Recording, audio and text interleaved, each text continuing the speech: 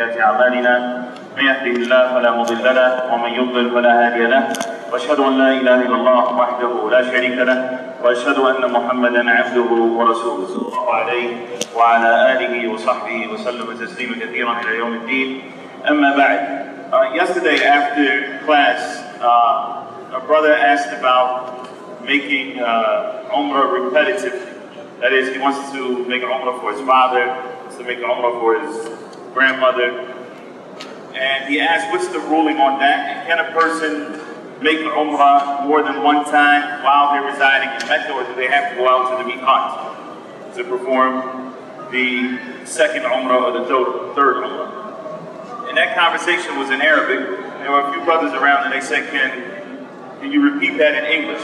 But because of the length of the discussion, I told them that we would start today's class, inshallah ta'ala, with this particular issue, because a lot of people ask about doing repetitive umrah. We're doing umrah from at-Tawheed, from Masjid Aisha, and what is the ruling on that? So, first thing is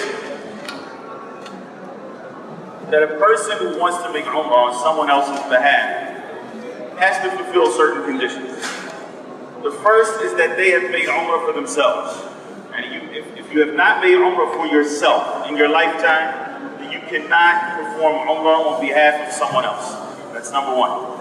Second is that the person on whose behalf you are performing the umrah has to be ajiz. That means that they themselves do not have the ability to make umrah. So perhaps it is because they are deceased. They obviously cannot make umrah. Or they do not have the physical ability. They've reached an age in which it's very difficult for them to travel, for example. The third type is the one who does not have who may have the physical ability, but does not have the financial ability to make umrah for themselves, nor do they expect to have that ability. So this person can make umrah on their behalf. How is that done? That's done by at the miqat, when the person is first beginning his umrah. That is, when he's first going into the state of ihram, he says, labbaik Allahumma umrah. That's normal. That's what a person would normally say when they're going to perform umrah for themselves. They say, labbaik Allahumma umratan. All right. So, which means, oh Allah, I'm at your service performing umrah. If they're performing it on behalf of someone else, then they say, labbaik Allahumma umratan and so-and-so, and fulan. So they're going to say, Allah, I'm performing this umrah. I'm at your service performing this umrah for such and such a person. Okay. What if the person does not say that? What if they just say, labbaik Allahumma umrah? Or they don't say anything, but their intention is that they're performing umrah on behalf of someone else. But they don't say anything. It still counts, even if they don't say anything. Because our Prophet ﷺ said, our actions are based on intentions. And your intention, the time you got to the miqat, was to go into ihram and perform umrah on behalf of this particular individual. You do not have to say anything. That statement is a dhikr.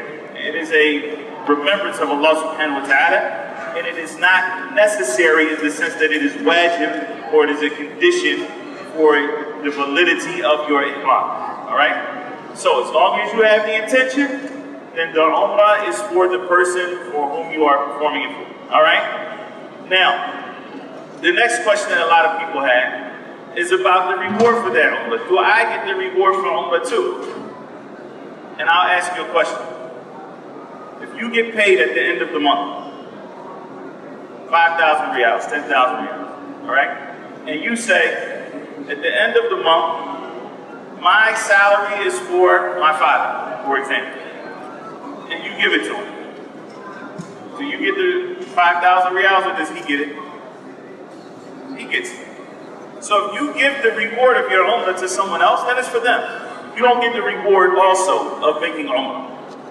And that reward is the Prophet ﷺ mentioned in the authentic hadith narrated by Abdul radiallahu ta'ala, that from one umrah to the next is a kaffara lima baynahuma. It is an expiation for the sins that were committed in between those two umrahs. So if you made one umrah for yourself last year, and then you came back this year to make umrah for your father who's deceased, you don't get the reward that is mentioned in that hadith, because you've given the reward of umrah to your father. Does that mean you don't get any reward? No, it doesn't mean that. You're going to get the reward for what you spent to make the umrah. You're going to get the reward for the time that you spent in ibadah. You're going to get the reward for all of the dua that you're making when you're on Safa and Marwa and going around the Kaaba. You're going to get the reward for all of those things. That is a reward that is beyond the reward of umrah itself. All right? So that's an important point to understand. Now, after a person has performed umrah and they cut their hair, this is where it gets tricky for a lot of people, because now they're asking, well, can I just go to Masjid Aisha, right, which is right outside, because you have the haram area, not the haram as the masjid, but the haram area, okay? And then right outside of the haram area is what is known as al-hil. So you have this area which is sacred, and then the area right outside which is not considered to be sacred. That is where at-Tawheed is. And that masjid is called Masjid Aisha, because that is approximately the place where she went after Hajj, when she had not made umrah, prior to Hajj, because her period was on. The Prophet ﷺ allowed her after the Hajj to go out to that place called at-Tawheed. And from there, because that's the closest place outside of the Haram sanctuary. And so she went there, she made ihram, she came back in and made umrah. Our brother Abdul was with her. Okay, so here we have an indication of the permissibility of one who is inside of the haram area to go outside and then come back in with ihram and make umrah. However, this was not a common practice amongst the companions of the Masjid of Allah, alayhi salatu wasalam, radiallahu ta'ala. And because it wasn't their common practice, some of the latter scholars, I want you to understand this point, because you're going to hear this. You're going to hear people say you can't do that, it's bid'ah. Some of the latter scholars have said that it is bid'ah. It's an innovation to go outside of the haram area to Masjid Tan'im and to come back in as a muhram. And without going into a lot of detail, the reality is that there weren't scholars prior to the 7th century that labeled that practice as innovation. There were some scholars who said that it was makruh, in the sense that it's disliked. But Imam Nabawi, rahimahullah ta'ala, he mentioned in one of his books, al-ijma' ala mashru'iyyati. He mentioned that there is consensus amongst the scholars that it is sanctioned in Islam, that one can do it. Even that is probably going a step beyond reality in terms of there actually being consensus amongst the scholars. However, it was done, at least during the time of the Tabi'in. Ibn Umar radiallahu ta'ala anhu mentioned, as it comes from Musannaf ibn Abi Shaykh, when he was asked about that, he said, I don't like it myself. He said, but people do it. For me, it is more beloved to make umrah in Dhul Qa'dah, more beloved to make umrah in Muharram. He was talking about those people who make Hajj and then they make repetitive umrahs. So the reality is that this action was done. However, it wasn't commonplace amongst the companions. And Allah subhanahu wa ta'ala knows best, but the reason why, if we look at it, what does umrah consist of? Tawaf and what? Tawaf and sa'i. Which one is better, tawaf or sa'i? Which one is a better act of ibadah? Tawaf, no doubt about it. Tawaf is the better act of ibadah. Alright? And that is why sa'i is never performed independently. You can't just go, I'm just going to go to Mecca, I'm going to make sa'i. You can just go to Mecca and make tawaf. But you can't just make sa'i. Sa'i can only come after a tawaf. So tawaf is the better act of ibadah. And the And companions, if they were in Mecca, would make a lot of tawaf, not a lot of umrahs. One umrah and a lot of tawaf. So this is actually better for a person to make one umrah and a lot of tawafs than to make an umrah and to go out and then come back with another umrah and then go out and make another umrah. So if the issue is you're looking for what is better for you to do, then what is best for you to do is to make one umrah and then make a number of tawafs. However, if a person does not have the ability, and they want to make umrah on behalf of their deceased father, for example, and they're from a distant land, this is their only opportunity that they can see within the future, that they're going to have the opportunity to come to Mecca. They don't expect to be able to make it back. Then in that case, and we need to keep it restricted to those types of incidents, it is permissible for a person to go outside to Masjid outside of the sanctuary of Mecca, and to come back in and make umrah on behalf of their deceased relative. That was the gist of the discussion that was held yesterday as it relates to making umrah on behalf of someone else, and Allah subhanahu wa ta'ala knows best. We're going to continue with the chapter that we started yesterday, which is من حقق التوحيد دخل الجنة بغير حساب ولا عذاب. The one who excels in Tawheed. We talked a little bit about that yesterday. What does that mean? That someone excels in Tawheed, that they've made tahqiq of at-Tawheed, which is important for us to understand, because the reward for that person is that they enter paradise without any reckoning. That is, they're not taken into account. There's no back and forth and questioning, and without any adab. That is, they go straight to paradise. Not as some of the Muslims who will be purified in hell before they get the opportunity to enter paradise. We talked yesterday about that, and we said that the Muslims are of three different categories as mentioned in the Quran. Allah subhanahu wa ta'ala says, ثُمَّ أَوْرَثْنَا الْكِتَابَ الَّذِينَ اصْطَفَيْنَا مِنْ عِبَادِنَا فَمِنْهُمْ ظَالِمٌ لِنَفْسِهِ وَمِنْهُمْ مُقْتَصِدٌ وَمِنْهُمْ سَابِقٌ بِالْخَيْرَاتِ بِإِذْنِ اللَّهِ.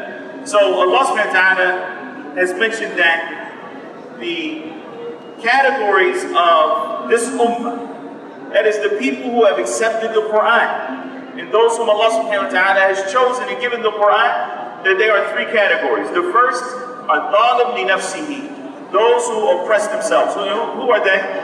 I'm asking. Who are they? Yes. Okay, so they are those who do one of two things. Either they leave off that which Allah subhanahu wa ta'ala has obligated, or they do things that Allah subhanahu wa ta'ala has prohibited. Now, which one is worse, by the way? Which category of sins is worse? The category of leaving off an obligation, or the category of doing something that is prohibited? Which category is worse? Doing that which is prohibited. Like, no, you say leaving off the obligations? Okay. The correct answer is that the category of leaving off obligations is worse. And there's a lot of proof for that. And many of the scholars mention the story of Adam, alayhi salatu wassalam, and Shaytan. Adam did what?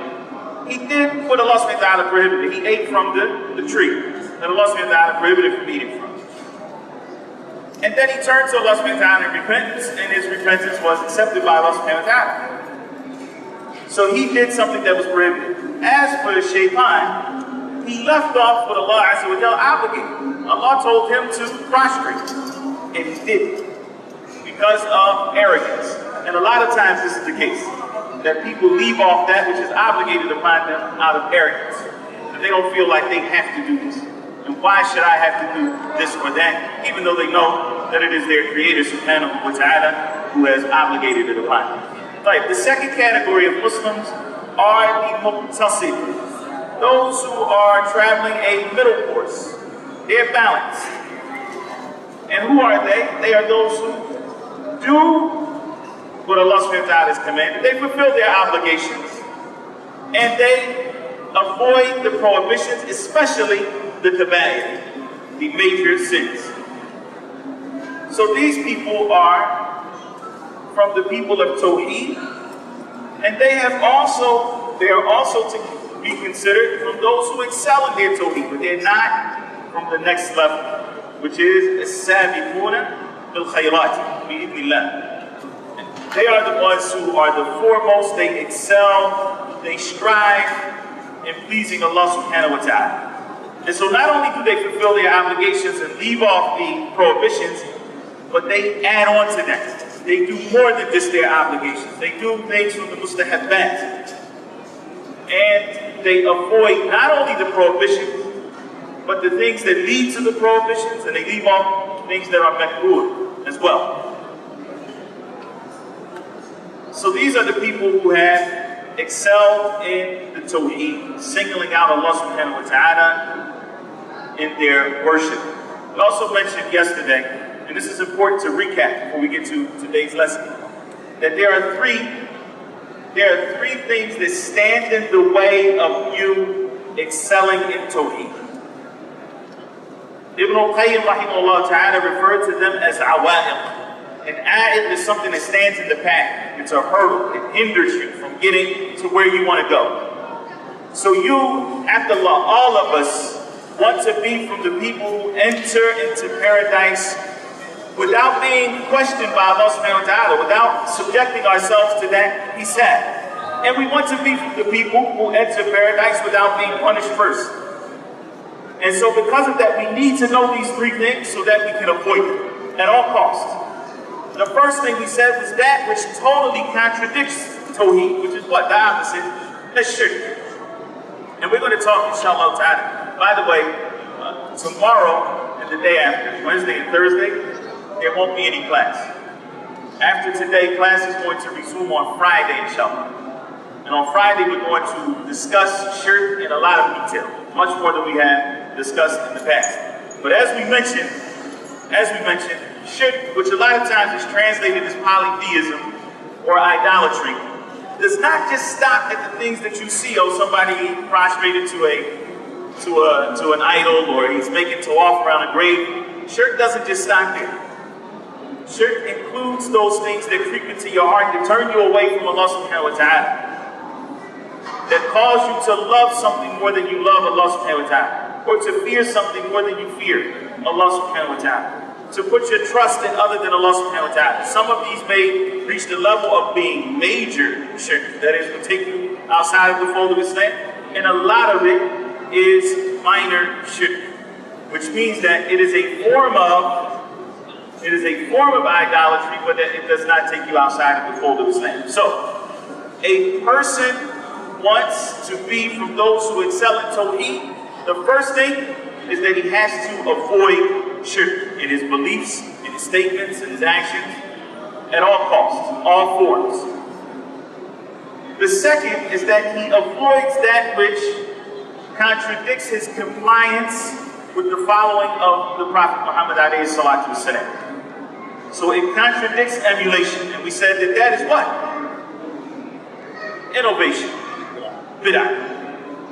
So any form of innovation is going to take away from one's completion of Tawheed. Why? Because in order to be a true worshiper of Allah subhanahu wa ta'ala, you have to worship Him the way that the Prophet sallallahu alaihi wasallam legislated. If you make up your own way to worship Allah, then this is not considered to be Tawheed, because you haven't singled out the Prophet alayhi salatu wasalam as the messenger and the one who has conveyed that message of Tawheed. Like, the last thing that has to be avoided, and this doesn't negate or totally negate one's Tawheed, but it does diminish one's Tawheed. And that is the category that contradicts your complete love for Allah subhanahu wa ta'ala. And it shows that you love your desires. And that category is what? The category of sins. Sins in general. How do sins, the scholars mention this, how do sins indicate that you have a deficiency in your love for Allah subhanahu wa ta'ala? How is that?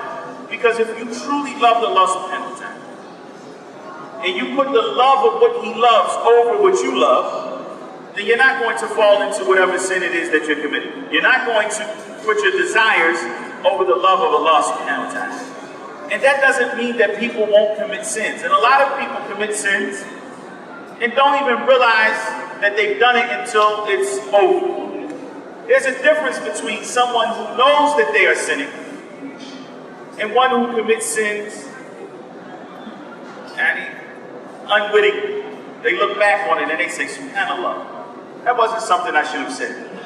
But that wasn't something I should have done. That's displeasing to Allah subhanahu wa ta'ala. They seek His forgiveness. There's a difference between that kind of person and the person who has a premeditated sin. They planned it out. They know what they're going to do. That one is the one that takes a deficiency or shows some deficiency in one's love of Allah subhanahu wa ta'ala. We moved on. We covered the first ayah that the author brings to talk about the excelling in Tawheed. And that was the ayah where he says, إن إبراهيم كان أمة قانتا لله حنيفا ولم يكن من المشركين. Ibrahim was an ummah. And what do we say ummah meant? Yes, he was an imam at the front. He was a role model. He was an ummah. قانتا لله. That is, he was at the forefront of doing good. And he was devout in his worship of Allah. And he was Hanif. And what is Hanif? Who was someone who is Hanif? Yes, someone who turns to Allah and therefore does what? Turns his back on everything else. Turns his back on false idols. It's critical to note here that if a person truly turns to Allah subhanahu wa ta'ala, then Allah and the pleasure of Allah subhanahu wa ta'ala becomes his focus, and he's not worried about pleasing anyone or anything else besides Allah subhanahu wa ta'ala. This is a person who is truly Hanif. Hanifan. Allah subhanahu wa ta'ala described Ibrahim. So what? He turned to Allah subhanahu wa ta'ala. The focus of his life was pleasing his Lord subhanahu wa ta'ala, and he didn't look to other than Allah. He turned his back on everything else. And that is a requirement. If you turn to Allah, there's no way that you can turn to anything else because there's nothing like Allah subhanahu wa ta'ala. وَلَمْ يَكُنْ مِنَ الْمُشْرِكِينَ. And he was not from amongst the mushrikeen. I'm repeating this from yesterday so that you can understand something important. And that is that Ibrahim alayhi salatu wasalam was from the imams, not just of mankind, but the imams. He was known as one of the leaders of the messengers and prophets. He was from the foremost of them. And they were the best people to excel in Tawheed. So if these were his qualities, then we need to strive also to fulfill those qualities so that we can excel in Tawheed. Like, let's move on, inshallah, to the hadith.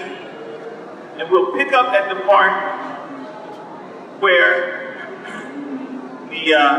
the Prophet ﷺ went into his home, where he went to the home. And the beginning of the hadith is what? The beginning of the hadith was between Husayn ibn Abdul Rahman and Sa'id ibn Jubair, rahimahumullah. They were from the Tabi'een. And they were talking about what happened to Husayn ibn Abdul Rahman when he was stung by the scorpion. And he was up at night and he saw that shooting star. And so he was explaining to Sa'id ibn Jubair that he was stung, and Sa'id ibn Jubair said, okay, what happened? What did you do? And he said, I performed ruqya on myself.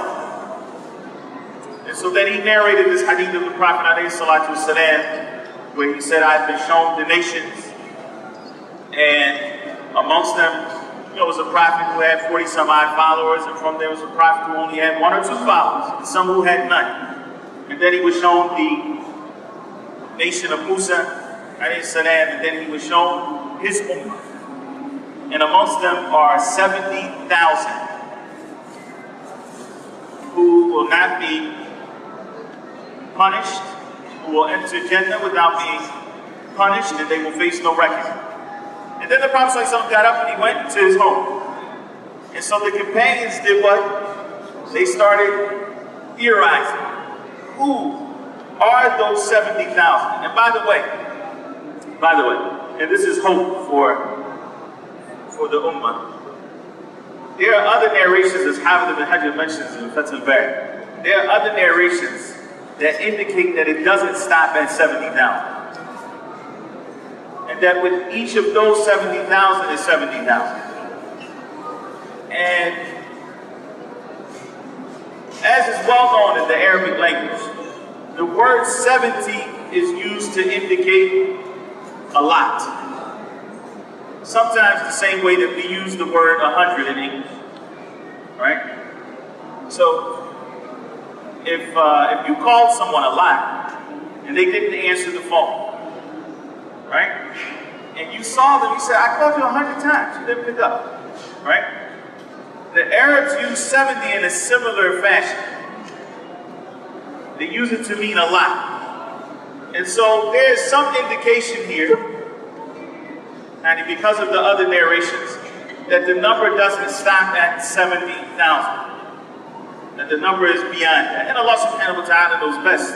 وَفَضْلُ اللَّهِ وَاسِعٌ. Allah subhanahu wa ta'ala's bounties are endless in quantity. And so there's nothing wrong for us, to ask Allah subhanahu wa ta'ala to make us from amongst those people who enter Jannah without any punishment and without any hisab. And this is a month of dua. We should be making that dua, when we're in sujood and all of the time. So the Prophet ﷺ went in his home, and the companions began amongst themselves to have the discussion. Who are these 70,000? Notice that they all recognized that they were people who had done something. Meaning that there has to be some type of action that a person puts forth. So some of them said maybe they're the ones who were the companions of the Messenger alayhi salatu wasalam. Apparently, the early companions of the Prophet alayhi salatu wasalam. Or maybe those who were born in Islam, and so they never worshiped anything besides Allah. They never committed shirk. And so some of them said this and some of them said that until the Prophet sallallahu alaihi wasallam came back out from his home. Now, what did the Prophet alayhi salatu wasalam say? Who are they? Bismillah walhamdulillah. Salatu wassalamu ala rasulillah. Allahumma ighfir lana wa li shaykhina wa li sami'in. The author goes on to say, and while they were exchanging views like this, the Prophet ﷺ came out and was informed about the news. He said, there are those people who do not seek ruqya. Okay, number one, there are those people who do not seek ruqya. La yastarqu. Okay? Number two. Nor do they believe in bad omens. Nor do they believe in omens in general, not just bad ones. I'll talk about that in a minute, inshallah. So they don't believe in omens. That in Arabic, the word for that is yatatayyarun, which we'll discuss in a minute, inshallah. Okay? Number three. Nor do they get themselves branded or cauterized. Nor do they get themselves branded or cauterized. Branded or cauterized. Okay? That's number three. They don't use cowrie, and I'll talk about that inshallah. Yeah. But number four. But they put their trust only in Allah. And they put their trust only in Allah subhanahu wa ta'ala. They rely only upon Allah. Now. Upon that, the companion. So how many characteristics did the Prophet ﷺ mention? 4. These are the people who the Prophet ﷺ said they will enter paradise without any reckoning and without any punishment. And the hadith is collected by Bukhari and Muslim, by the way, so we don't have to, look at its authenticity. The hadith is authentic, and this is the Prophet ﷺ telling us this. Now, upon that, the companion Ukasha ibn Muhsin got up and said to the Prophet sallallahu alaihi wasallam, O Prophet of Allah, ask Allah to make me from them. He said, you are from them. Okay. So here, a companion stood up. He was there. He heard this hadith. He was with the Prophet ﷺ as the hadith was being mentioned. And so he he stood up. His name was Ukasha ibn Mihsan. And he stood up and he said, O Messenger of Allah, make dua that Allah make me from them. You hear that? He did not say, O Messenger of Allah, make me from them. Why? Because that would be what? Sure. That would be shirk. Because now he's asking the Prophet ﷺ directly to make him from amongst them. That's not the right of the Prophet ﷺ. That right is for Allah subhanahu wa ta'ala alone. And to divert any of Allah's rights to other than Allah is the textbook definition of shirk. Okay, so he didn't say, O Messenger of Allah, make me from them. He said, O Messenger of Allah, ask Allah to make me from them. Now, the Prophet ﷺ said, you are from them. Then another man got up and said, O Messenger of Allah. Okay. So the Prophet ﷺ said, Anta minhum. You are from them. In the narration of Bukhari, it says, Allahumma ja'alhu minhum. Oh Allah, ja'alka minhum. Oh Allah, make him or make you from the, talking to Cash. Oh Allah, make him from them. And so many of the scholars have said that this statement, you are from them, is actually a dua from the Prophet ﷺ. It's actually dua from the Prophet ﷺ for this Sahabi Ukasha. Alright? Then another man got up and said, O Messenger of Allah, ask Allah to make me one of them. Okay. So now the next man stands up. He said, oh, this is great. Right? The Prophet ﷺ was going to make dua for all. So the next man stood up and he said, O Messenger of Allah, make me from amongst them. Ask Allah to make me from amongst them. And then what did the Prophet ﷺ say? The Prophet ﷺ said, Ukasha has preceded you to it. He said, Ukasha beat you to it. In other words, he's not going to make dua for each one after, because now what's going to happen? If he says, oh Allah, make him from amongst them, then the next person is going to stand up and it's not going to end. And the Prophet ﷺ was Ra'ufun Rahimun bihadi al-ummah. He was the most compassionate and merciful with this ummah. And there's no doubt that the Prophet ﷺ made dua for all of his companions. And he made dua for this ummah, in fact. And so it wasn't that the Prophet ﷺ was turning him away, but that the Prophet ﷺ put an end to what would be a chain reaction that wouldn't have any end to it, wouldn't have any conclusion. So the Prophet ﷺ made dua for him. Now, I'm going to just address this issue and then we'll get back to what does it mean to seek ruqya? And what does it mean to cauterize? And what does it mean to believe in omens or use omens? And what does it mean to have tawakkul upon Allah subhanahu wa ta'ala? We'll get back to that. But I just want to deal with this part of the hadith where Ukasha radiallahu ta'ala anhu asked the Prophet ﷺ to make dua for him. Is it okay? Is it okay for you to ask someone else to make dua for you? Is it okay to go and say, Fulan, make dua for me? Yes, it's permissible. And that is by ijma' of the early scholars of Islam, that it is permissible to ask someone else to make dua for you.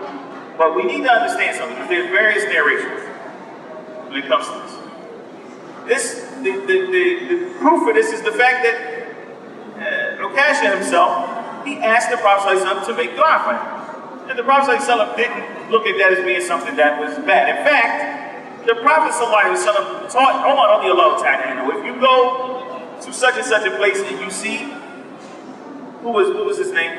Uwais al-Qarni, ask him to make dua for you.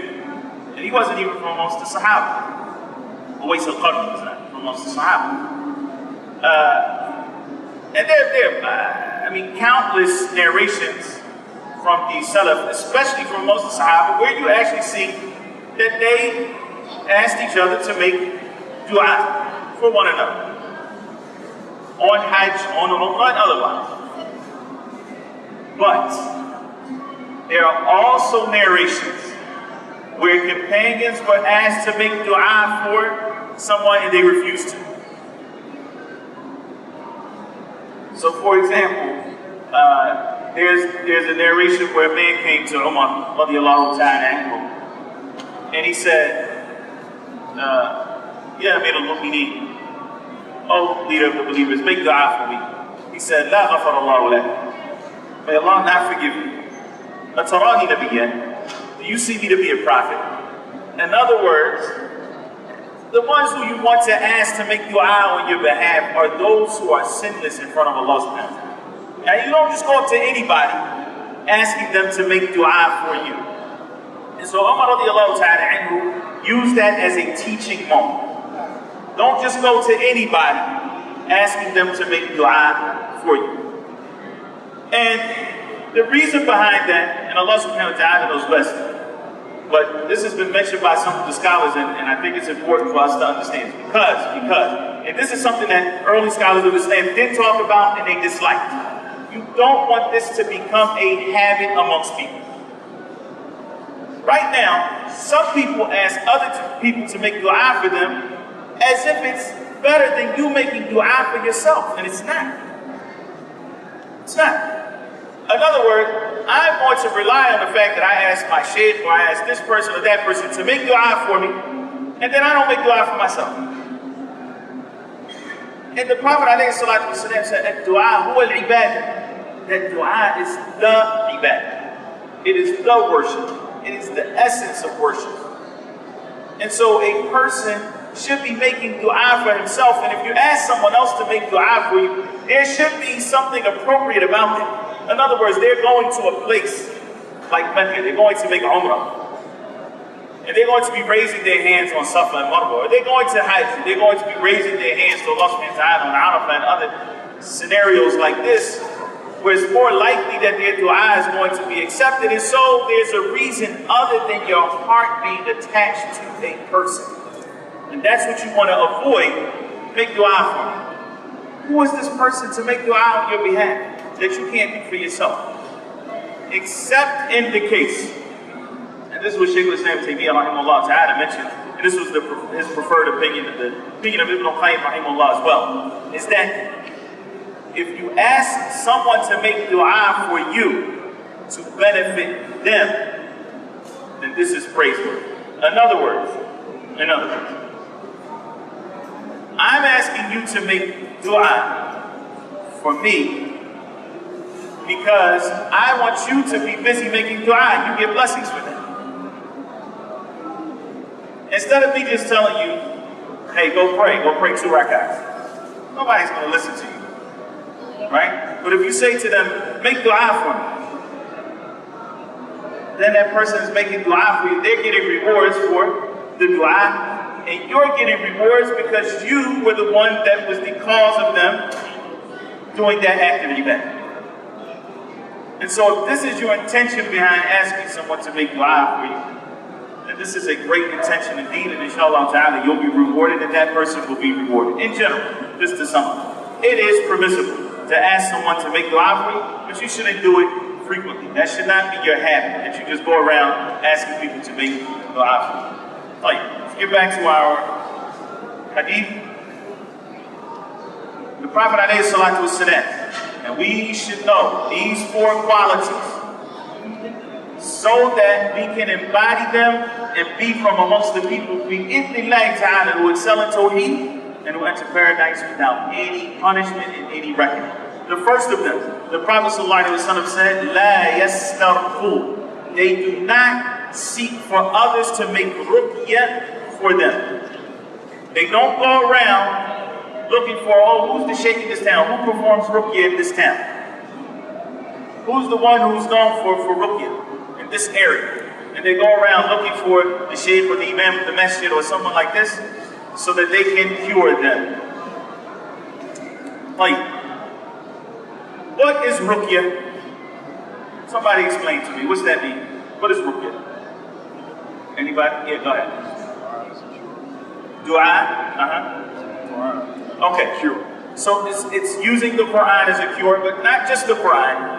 It can be from dua that have been narrated on the Prophet ﷺ, or even other dua that are permissible. And that a person says them, and if the person is performing ruqya for himself, right, then he may recite into his hands as the Prophet ﷺ did when he would recite the Mu'awwidhatayn, Qul Huwallahu Ahad. Or you can just simply recite the Quran, or you can recite the Quran and perhaps if it is because of a pain that you are dealing with, that you put your hand over the area where the pain is. This is ruqya. If someone else is doing it, a lot of times it may just be recitation of the Quran. Sometimes they may also, assuming that they're from the same gender, they may put their hand on the person where that person is experiencing some pain and recite. So this is ruqya. But the Prophet ﷺ explained in the last thing that he said, وَعَلَىٰ رَبِّهِمْ يَتَوَكَّلُونَ. This is the quality of the people who excel in Tawheed. It is summed up in Tawakkul, which inshallah will become clear as we go on. That is, if you want to be a real muwahhid, you want to really be from the people of Tawheed, you have to excel in Tawakkul. Because that is the quality that is comprehensive of all of everything else. It shows that you have true hope in Allah subhanahu wa ta'ala. It shows that you have belief in His decrees subhanahu wa ta'ala. It shows that you have husn al-billah, that you have good thoughts about Allah subhanahu wa ta'ala. That you fear His tawakkul has all of that combined. Alright? So, why is it that asking someone else to perform ruqya for you, how is that an indication of a lack of tawakkul? Doesn't mean you don't have any trust in Allah subhanahu wa ta'ala. It doesn't mean you don't have any reliance upon Allah subhanahu wa ta'ala. But how does it show that there's a lack of tawakkul? Let me ask you this. And then this will become a bit clearer, inshallah. Did the Prophet ﷺ say that in order to be from amongst those people, that you can't go to the doctor? There are doctors at the time of the Prophet ﷺ. He said you can't go, you can't seek a cure or a remedy for whatever disease you're facing. No. In fact, some Bedouins came to the Prophet ﷺ and they asked him, should we not, seek remedy? In Sunan Abi Dawud, the Prophet ﷺ said, Na'am ya ibadallah, tadawa. Yes, service of Allah, seek a cure, because there is no disease except that Allah subhanahu wa ta'ala has sent for it a cure. And He sent for it a remedy, except for one, and that is death. There is no cure for that. So, looking for a cure or even going to the doctor, there's nothing wrong with that. That doesn't negate one's tawakkul. Why would we say then? Why would we say that seeking someone to perform ruqya for you does show a deficiency in tawakkul? The reason is this, and I want you to pay attention, is that the one who is performing ruqya is usually dealing with an element of the unseen. When do people tend to perform ruqya? After they've sought other means of what? Of treatment. They sought other treatment. The doctors couldn't figure it out. They've done all types of tests. And then a person goes to the Raqi, the one who's going to perform ruqya. Because it's something unseen. Maybe it is a jinn that is causing the pain. Maybe there's this, maybe there's that. And so, what happens is, the heart in general of the person who is seeking the ruqya has a degree of attachment to the one who is performing the ruqya. Which is different than the doctor. You go to the doctor, there's not that kind of attachment to the doctor. But if there is, it takes the same ruling as ruqya. Al-hukm yaduru ma'illatihi. And that's the rule in Islam. That the ruling, that is the Islamic ruling of something, is connected and dependent upon the cause, the illah, which there's a perfect translation for that I can't think of right now. But in other words, you got a translation for that? The underlying reason behind the rule. So here, the reason why it is disliked.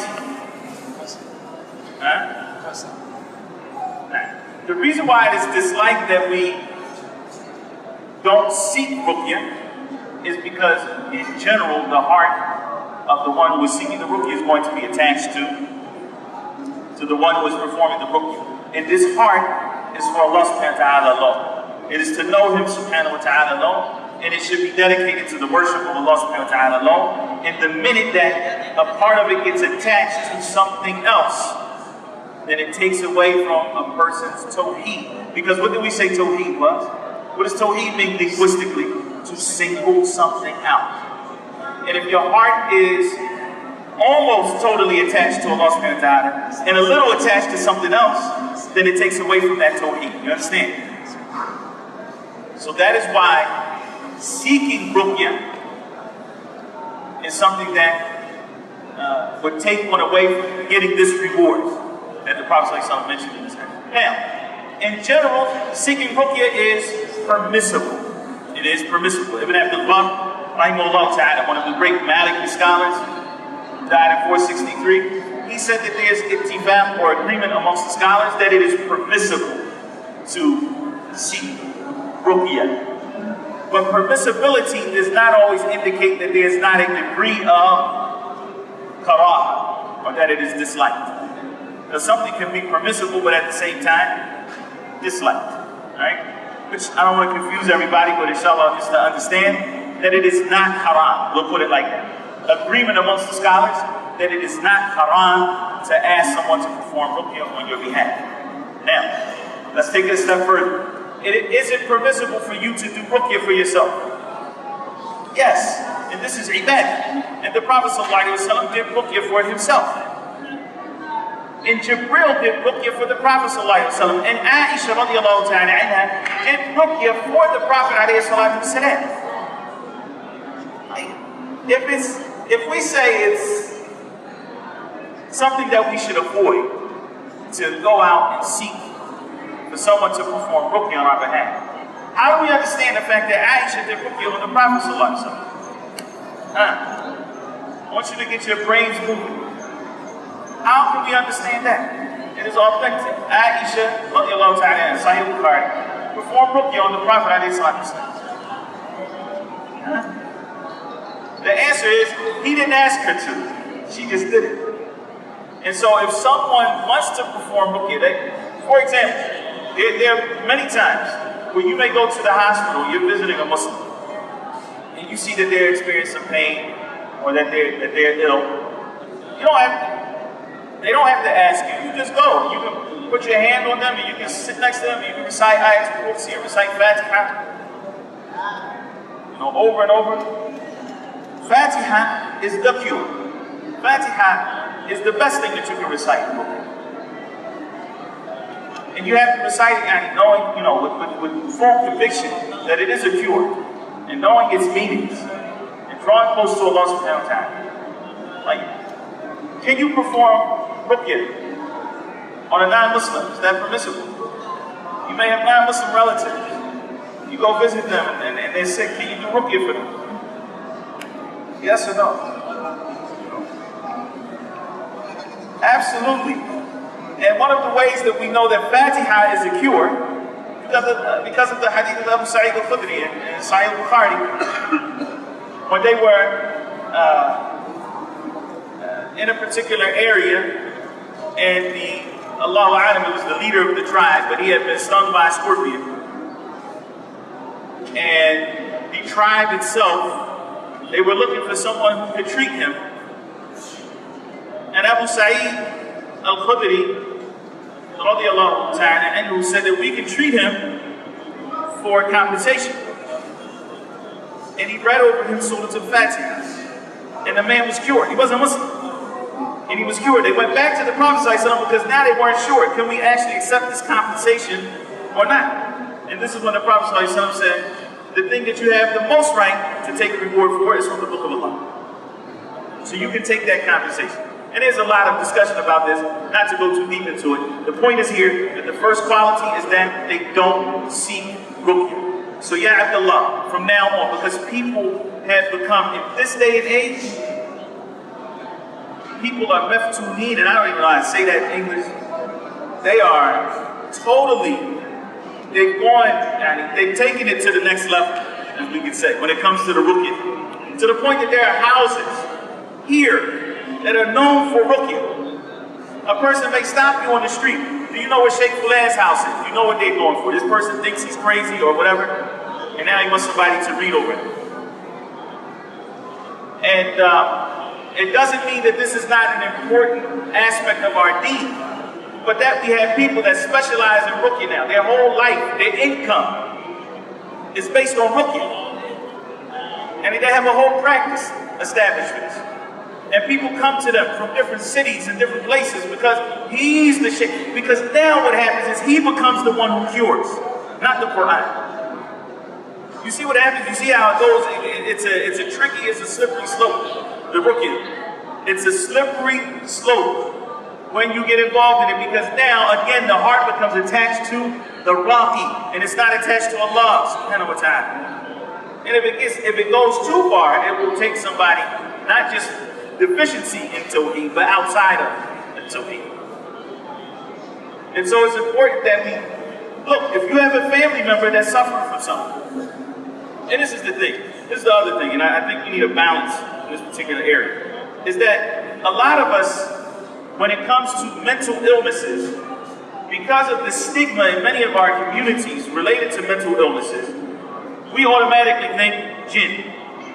No, mental illness is real, just like physical illness. The brain has illnesses.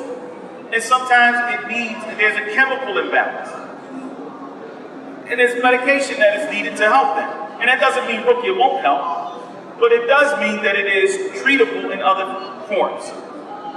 And then we have some people who deny the existence of jinn. They deny the existence of or the benefit of ruqya, and everything, that a person is dealing with is just mental health issues. They just need to go see, they need to go talk it out, sit on somebody's couch. And then let the, psychiatrist determine what type of medicines they're supposed to take. And so a Muslim takes a middle course and recognizes that just as we have physical ailments, there are mental ailments. And that mental health issues are real, and they need to be dealt with, but we also shouldn't deny the fact that ruqya is important, and that it will cure things that cannot be cured by drugs. Now, the second thing that the Prophet ﷺ says is, وَلَا يَكْتَوُونَ. I'll deal with that, then I'll deal with those. وَلَا يَكْتَوُونَ. And that means that they don't seek to be cauterized.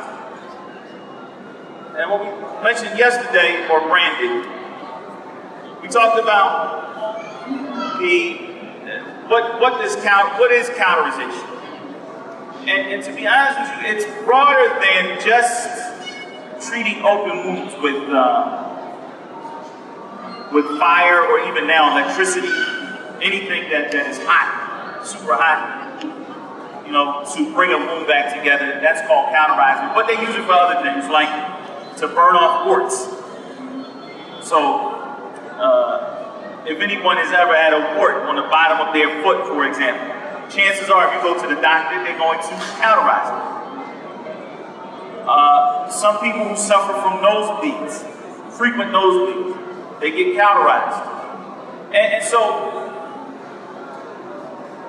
the issue here is, okay, why is this something that, or how does this relate to at-Tawheed?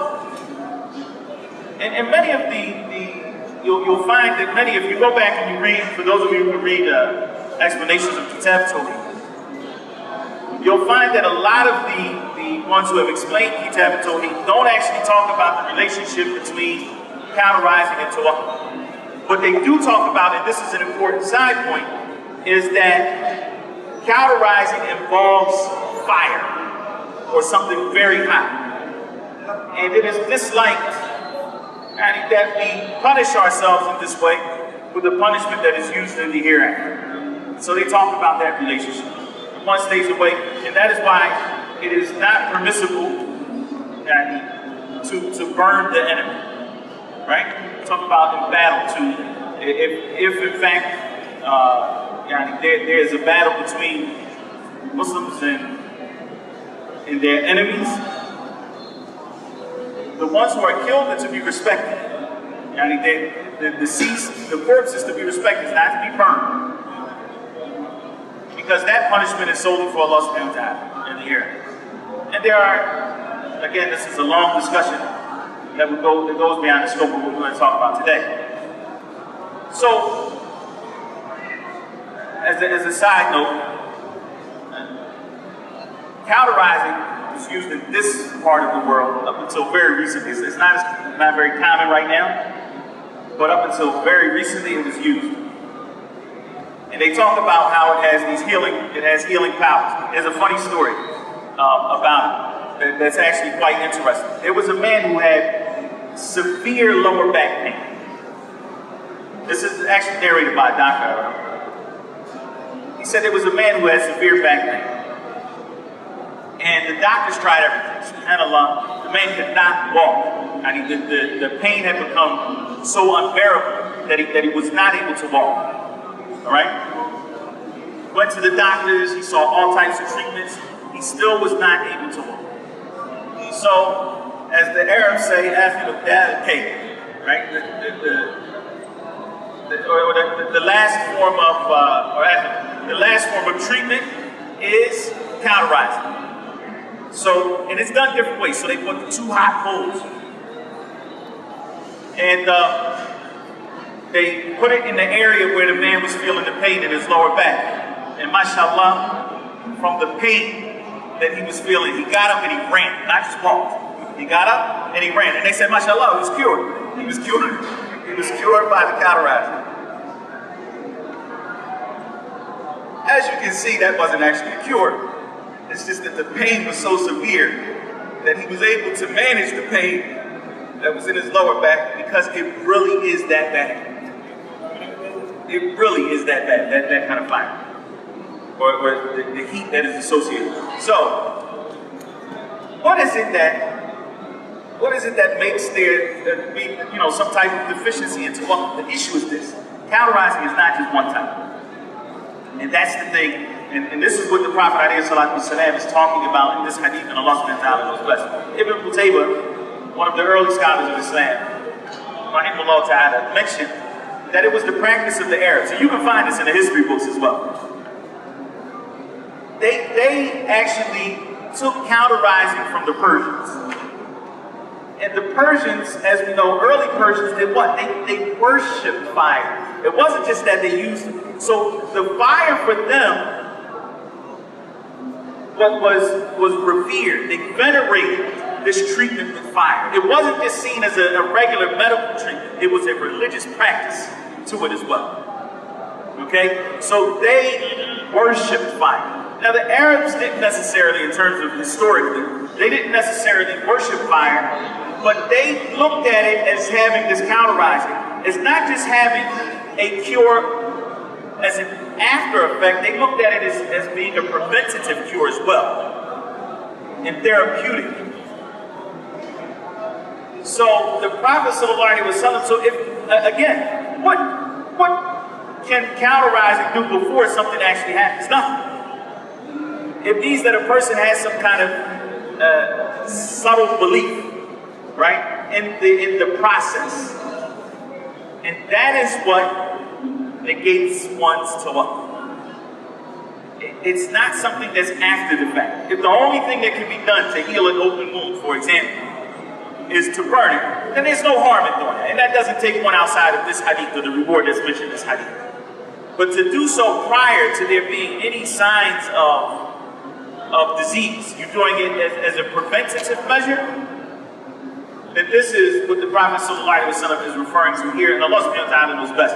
A number of the scholars of hadith as well have said that here there's a difference between al-kay and al-iktiwa, meaning that to perform the counterizing is different from al-iktiwa, which means you ask somebody else to do it for you, or you go out seeking someone to do it for you. And so the second is what is prohibited, not the first. Because there is a degree of humiliating oneself every time you ask someone to do something for you.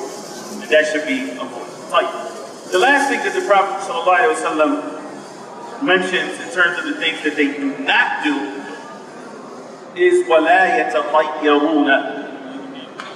They do not use omens, and they do not believe in omens. At-Tayyur is a whole chapter that we're going to deal with in Kitab, at-Tawheed, that deals with omens.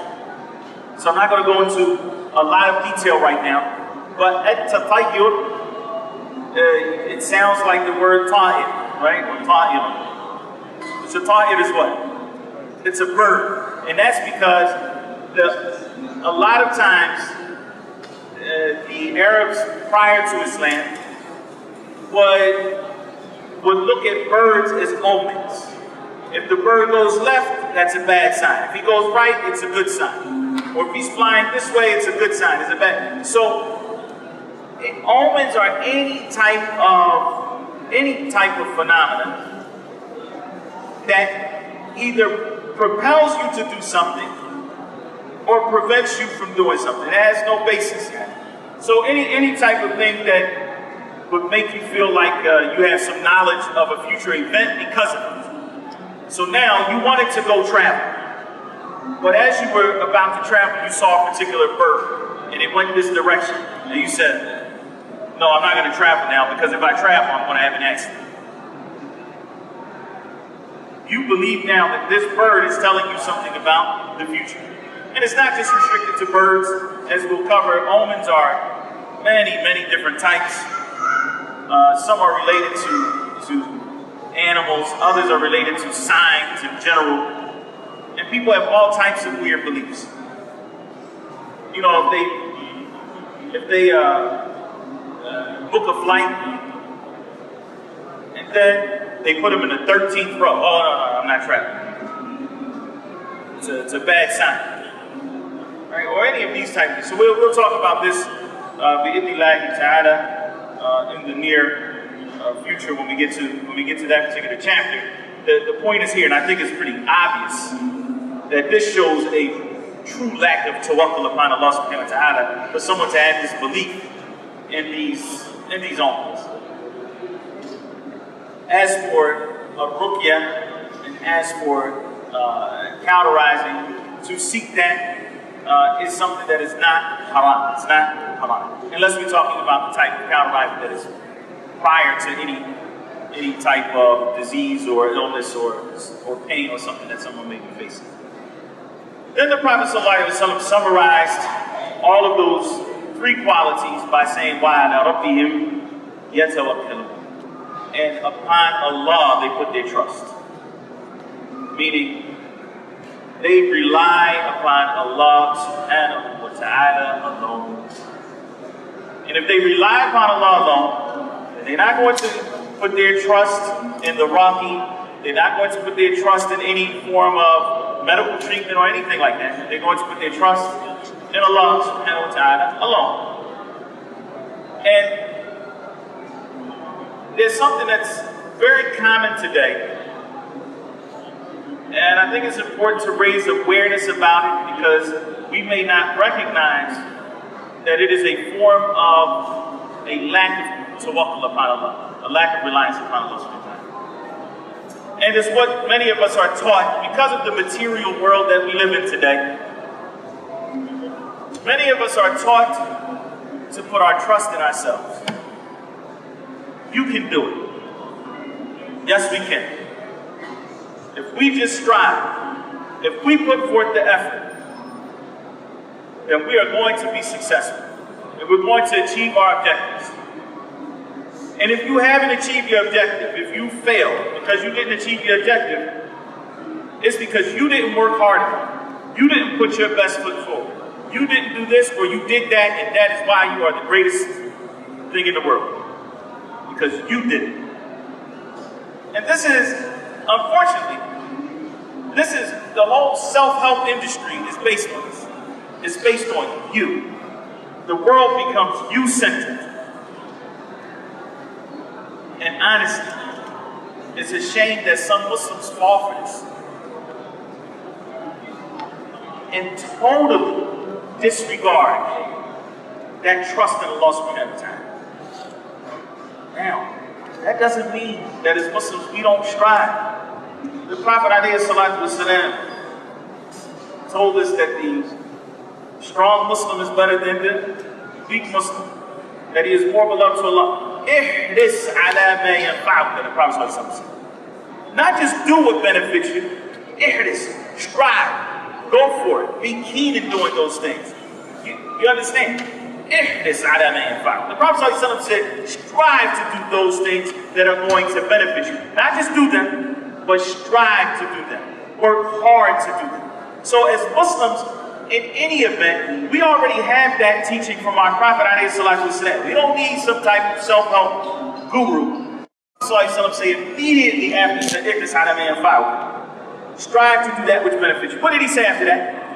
Wasta'in billah. And seek Allah's aid. Because you have to know that it is not going to be by your strength solely that you achieve these accomplishments. It's not simply because you wanted it to happen that it's going to happen.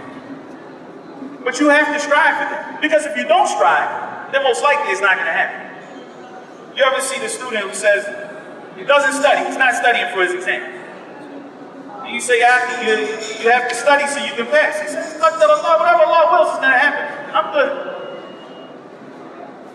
As if the wahi, he's going to get revelation. It's going to come down to his brain at the time of the test. He doesn't have to study. No. Prophet ﷺ did not instruct us like that. But at the same time, we do believe that if we put forth the effort that we can put forth, and then the thing still doesn't happen. You wanted to marry a certain person. You put forth the effort to make it happen.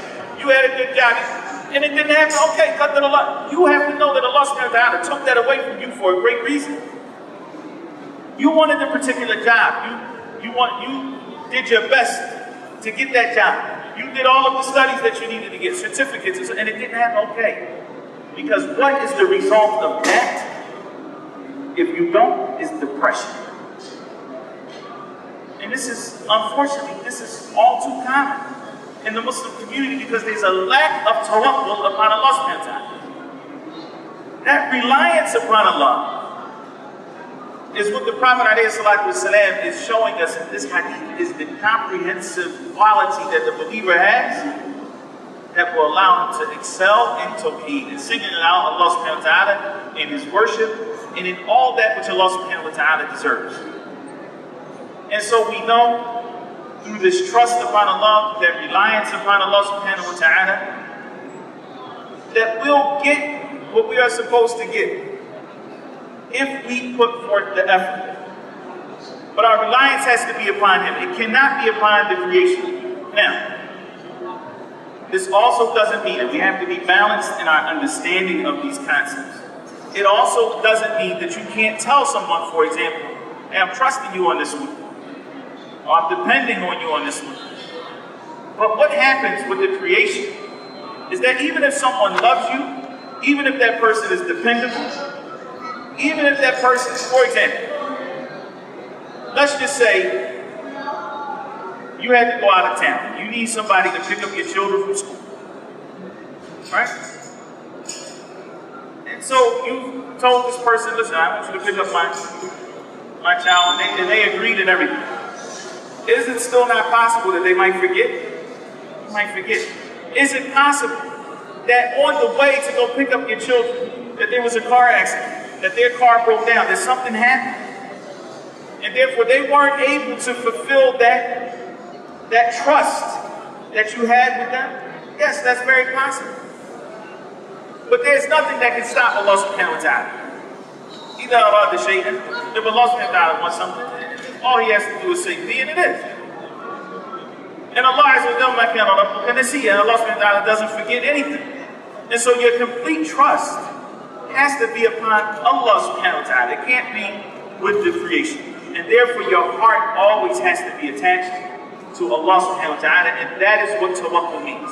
It is that you have resigned your affair to Allah subhanahu wa ta'ala, and that your heart is attached to Him subhanahu wa ta'ala, and not to any of the creation. With you putting forth the effort to make whatever it is that you want done, get done. This is that quality. The Prophet ﷺ said, وَعَلَىٰ رَبِّهِمْ يَتَوَكَّلُونَ. And they put their trust and reliance upon Allah subhanahu wa ta'ala. And with this, if a person avoids those things that the Prophet ﷺ talked about, and he has full tawakkul upon Allah subhanahu wa ta'ala, then he will be from those who haqqaq at-Tawheed, meaning that he excelled in Tawheed and fulfilled its requirements, and he will enter Jannah without any punishment and without any reckoning. We ask Allah subhanahu wa ta'ala to make us from amongst the people who enter paradise without reckoning and without being punished. Allahu a'lam, sallallahu alaihi wa barak, ala nabiyina Muhammad. There's a couple of questions. The first one is it permissible to make dua in salah in another language other than Arabic? Now, the Prophet ﷺ instructed us with many different formulas for dua in prayer. That is, while you're actually making salah. So some of those dua, some of those adhkar, like if this is what the questioner is asking about specific adhkar, like for example, Allahu Akbar. And you cannot say at the beginning of your salah, Allah is the greatest. No. You have to say Allahu Akbar. But if the questioner, and like Subhana Rabbi al-Azim, but if the questioner is Subhana Rabbi al-Azim, if the questioner is talking about the dua that is made in sujood, meaning that which is beyond what is the obligation of your prayer. So the Prophet ﷺ told us that the closest that a servant is to his Lord is when he is in sujood, when he is prostrate. And so that this is one of the places where you should increase in making dua. If that is what the question is referring to, and there's no doubt that you can make dua in any language you like. If you do not have the ability to make that dua in Arabic. And so the base rule is that you would say it in Arabic. That you make dua in Arabic. Because you want to make the dua that the Prophet ﷺ made the way that he made them. But if not, then you can make them in another language. And this is the fatwa of our Shaykh Muhammad al-Tawheed, rahimahullah ta'ala. Does that include the witr prayer? Is that it? Include the witr prayer. As it relates to Qunut al-Witr, the overwhelming majority of the scholars, in fact, I haven't seen any scholar that said it's permissible to make it in other than the Arabic language. That's because it's audible. Whereas your dua in sujood is not. For the witr, for the qunut and witr, if the person is the imam and he's making the dua out loud, I haven't come across any of the scholars that have said that it is permissible. In fact, some of the scholars say that if a person makes dua of qunut other than witr, then it renders the salah batila. Makes the entire salah invalid. And Allah subhanahu wa ta'ala knows best. Perhaps there are some other opinions about that matter, but I'm not aware. Next question, the rulings pertaining to women that's breastfeeding. Of what? Fasting. Women that's breastfeeding. Yeah, okay. Women that are breastfeeding. And fasting at the same time. What are the rulings pertaining to? What is the rule? For women who are fasting, for women who are breastfeeding, and those who are pregnant as well, the correct opinion of the scholars is that they have to make up their fast if they don't fast. They have the license to break their fast if they fear for themselves or they fear for their child or the fetus. They have the license. They have every right to break the fast. And they are considered to be similar in terms of ruling to the sick. And Allah Azza wa Jalla said, فَمَنْ كَانَ مِنْكُمْ مَرِيضًا أَوْ عَلَى سَفَرٍ فَعِدَّةٌ مِنْ أَيَّامٍ أُخَرَ. For those who are sick or traveling, that they make up the fast at another time, and other days. Like, so what do they have to do? If they break their fast, then they have to make up the fast at another time, after Ramadan. 2 points I want to make here is that a lot of women who breastfeed and a lot of women who are pregnant in the month of Ramadan still fast. And that's fine too, as long as they are not going to harm themselves or harm their child. And the way that many of them fast, in fact, inshallah, is not harmful. So what they do, instead of fasting every day of Ramadan, they'll fast a day and they won't fast for 2 days. And then they fast another day, and then they won't fast for 3 days. And they fast 2 days, and then they don't fast for 4. Whatever works for them. Because the base rule is that Ramadan, it is obligated to fast except for those who have a clear ruling not to fast. And that the rule for those who cannot fast, or who haven't fasted during the month of Ramadan, is that they make it up. Unless there's an indication that they feed instead of making it up. Alright, so we're going to stick with the rules. The rule is that if she doesn't fast, she has to make it up. And that she makes it up outside of the month of Ramadan. So some women, for example, who are breastfeeding, make it out of Ramadan. They fasted, for example, 10 days, 9 days. They have 11 months to make up the 20 days that they missed. And in general, in the winter months, that becomes easy for them. Like, somebody might say, well, what about the narrations on Ibn Umar and Ibn Abbas, radiallahu ta'ala anhuma, where it says that they don't make up the fast, or at least that's the way some people narrate it, where they say that they have to feed. It says that the breastfeeding women and the pregnant who have not fasted, then they have to feed. And the answer to that is twofold. Number one, it's very interesting that if this was really the case, that if these narrations were authentic, it's very interesting that none of the scholars after them took their opinion.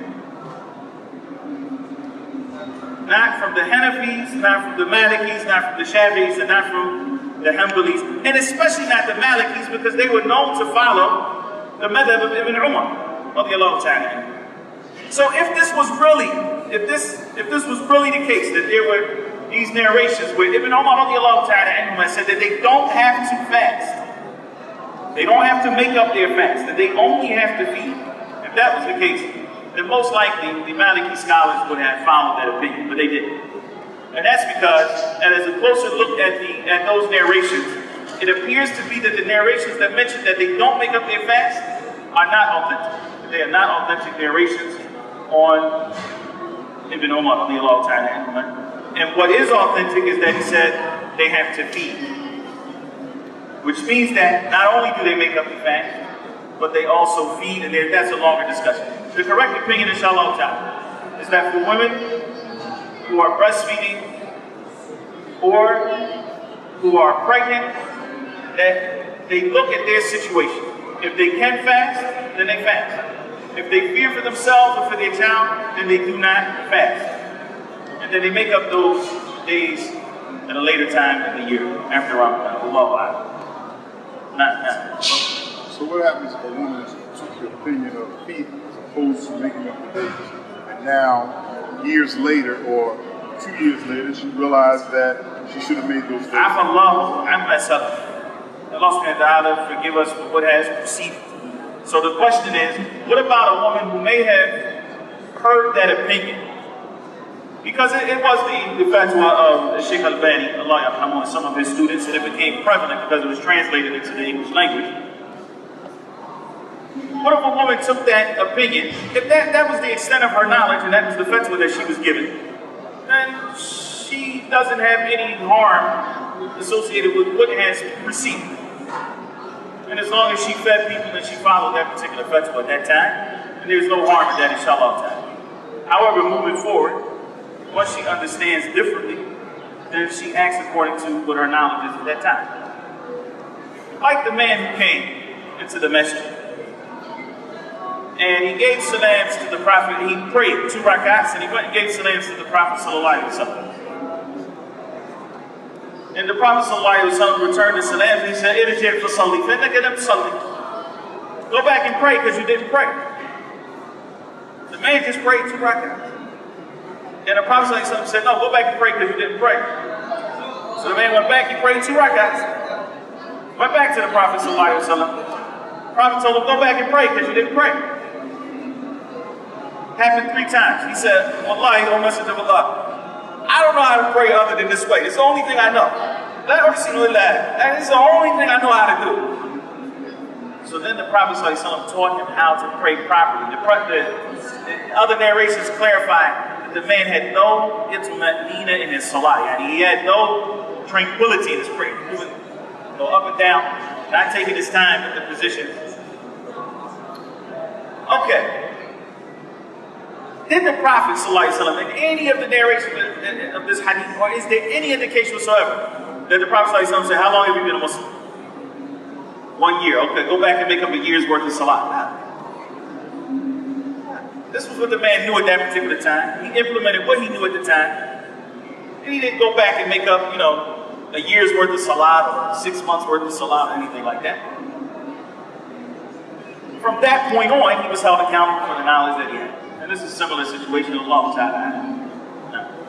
So, Shaykh, another question with regards to when somebody buys a new house, getting together and reading Quran, having ceremonies to read the Quran for blessings. The coming together to read the Quran is something that is permissible in Islam under different circumstances. So, for example, people may come together to read to a particular shaykh. The shaykh reads to them and they read back to the shaykh, for example, to improve their recitation of Quran, or to listen to him recite. And that's permissible. And we know that, and the scholars who talk about the permissibility of that use as a proof the hadith of the Prophet ﷺ when he went to Ibn Mas'ud and Ubay ibn Ka'ab. And he asked each one of them to recite the Quran to him. And they said, "Should we recite the Quran to you? You were the one who would appeal to." He said, "In the official, that's my own lady. I like to hear the Quran from other than me." So the fact that people will come together and read to a sheikh, whether that is so, or that the sheikh reads to them so that they can, improve their recitation, there's no doubt about the permissibility of that. You have another type of reading which is known as qira'at bil-idal. Is what is referred to amongst in academic terms. And that is where people get together and each one of them reads a portion of Quran. So this one reads a juz, maybe 5 or 6 of them get together. This one reads a juz, and then the next one reads a juz, and so on. And some of the scholars disliked that because it wasn't something that was practiced normally amongst the early generations of Islam. And other scholars said that there's no harm in doing so, whether it's reading a page, and then that one reads the next page, and then that one reads a page. And some contemporary scholars, like Shaykh Tahir, said that there's no harm in doing this, because the most that's happening here is that they're repelling, not boredom is the wrong term, but basically how a person, if he only recites for himself, there may come a time where he gets a little tired. And so now, he's rejuvenated by listening to someone else. And that seems to be okay for that. As it relates to what the questioner says, which is like a housewarming. Somebody gets a new house, or maybe they don't buy a new house, but they move into a new house, and so they get people to come together and they read the Quran in the house together. This practice, and Allah subhanahu wa ta'ala knows best, should be avoided. And that's because number one is if it becomes something that is a belief that it's sunnah, then that's problematic. And so a lot of people who do this believe that this is something we should do as Muslims. Not just something that is permissible, but something that's sunnah, which is a problem. That's number one. The second thing is that had this been something good to do upon moving into a new place, and in other words, we're going to repeat this action. It's not something, it's different than we're going to come together at this particular time, not at a specific time during the year, not on a specific day, but we're going to come together and read the Quran. That's different from people who come together to read the Quran on an occasion, a specific occasion every single time. So this person moved into a new place, this person moves into a new apartment, this person bought a new house, this one had a house. No, every time that happens, we get together, we read the Quran. So we're specifying a specific time to it. This is, Allah Ta'ala A'lam, what is referred to in academic terms as al-bid'ah al-idafiyya, which is like, again, the translation of these terms. It's an innovation that has a proof for the action itself, but not a proof for the way that it's being done. Not a proof for the way or the time, the manner that it's being performed. And Imam Shaykh Tahir rahimahullah ta'ala talked about this specifically as it related to reciting the Quran, and he considered it to be a bid'ah. And so it should be, this practice should be avoided. However, a person who moves into a new home, he should be one who is keen on reciting the Quran in his own home, not just when he first moves in. That's another thing. What is it about when you first move in, and then we're going to recite the Quran, and that is what is going to be the repellent for the ayn or whatever else they think that it is repellent, or the shaitan or whatever. In other words, we built this fortress around the house because we recited this one time. No, the Quran should be recited frequently in any home that you live in. And this should be a catalyst for the Muslim to push himself to recite the Quran more and not rely on the recitation of some other people. Wallahu a'lam. Anything else? Just kind of time. Yeah. I just answered that question. Just answer. I'll tell you after the class, inshallah. I'll tell you after the class, inshallah. I already answered the questions. Yeah. Anything else? Like, سبحانك اللهم وبحمدك اشهد ان لا اله الا انت استغفرك